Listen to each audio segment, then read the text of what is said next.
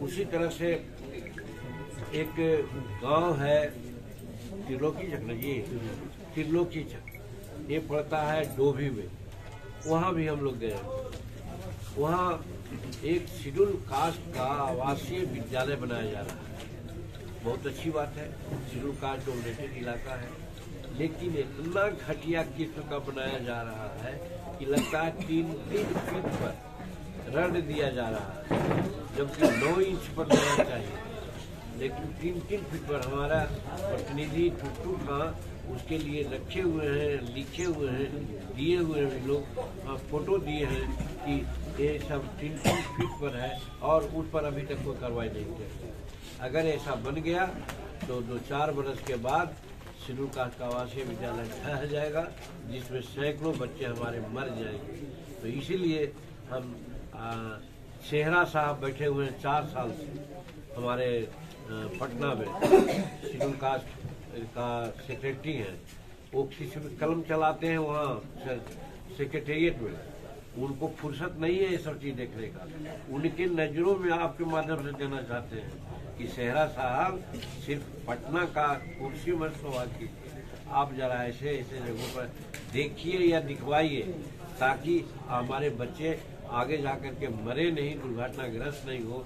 और वो ठेकेदार निश्चित है कि कमीशन दिया होगा, तब चुपचाप इस तरह से बना देने का इजाजत दिया जा रहा है, जिसमें उनका भी लाभ मिला होगा। तो नीचे से ऊपर तक कल्याण विभाग में सेहरा साहब जब से बैठे हुए हैं, तब से भ्रष्टाचार का मामला आ गया है। और ये भी हमको मालूम हुआ जब वहाँ से हम आए तो मनफर रेजिडेंशियल विद्यालय 12 चट्टी में, वहाँ खाने पीने में बड़ी गड़बड़ी है, वहाँ मास्टर जाते नहीं है, वहाँ 500 लड़कों का स्ट्रेंथ है, 100 लड़का रहता है, खाना बनाता है और सोचिंग के द्वारा 400 का, सबका गंदा गोल हो रहा है और सबका कमीशन जाता है देवेश सेहरा को, जो सेक्रेटरी वेलफेयर डिपार्टमेंट के बैठे हुए हैं। इसी तरह से सब जगह है, मटिहानी में है, गोपालगंज में है, हमारा खुद महकार गांव में है, जहाँ है सभी रेसिडेंशियल विद्यालय में यही स्थिति चल रही है कि आउटसोर्सिंग को लोग दे दिए हैं। 500 लड़कों की जगह पर 150 लड़कों को खिलाता है और 400 लड़कों का हाजिरी बनाता है और उतना पैसा लोग डकर जाता है। वो कमीशन कहाँ जाता है? तो देवेश सेहरा जो सेक्रेटरी है उनके पास जाता है। तो इसलिए बिहार के मुख्यमंत्री को हम सचेत करना चाहते हैं कि आप एक शहर अफसर को 4 बरस से बैठा करके आप शेड्यूल कास्ट के बच्चों के भविष्य के साथ खिलवाड़ नहीं करें। ये है तो त्रिलोकी चक के मामला के साथ ये कहना चाहते हैं। फिर आगे हम लोग आगे बढ़े तो चले आए हम लोग डंगरा, और बाकी बातें हैं बहुत, उतना डिटेल में कितना। सर कल आपने एक देवेश सेहरा हैं उन पर आपने गंभीर आरोप लगाया था, और तो उसके लिए आपने सीएम को लिखा है या? एकदम लिखेंगे। वो 4 बरस से बैठ करके अपने कहीं बाहर निकलते नहीं हैं और सब जगह से कमीशन उनका बांधा हुआ है। उसी का कारण है कि हमारे बच्चों को जो रेजिडेंशियल विद्यालय में हैं, बच्चे रहते हैं 500 नामांकित और रहते हैं वाकई 150 या 200, लेकिन उन लोगों का खाना बनता है 100-150 फाजिल।